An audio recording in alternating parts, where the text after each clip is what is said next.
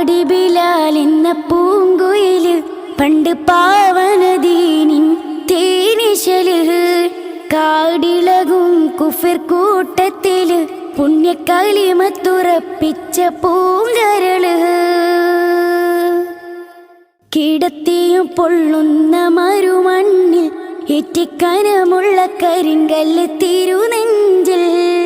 ഒരു ലക്ഷം ചലിച്ചില്ല ഈമാന് വീണ്ടും ഉറപ്പിച്ചു മൊഴിഞ്ഞുള്ള കതിന്ന് കിടത്തിയും പൊള്ളുന്ന മരുമണ്ണിൽ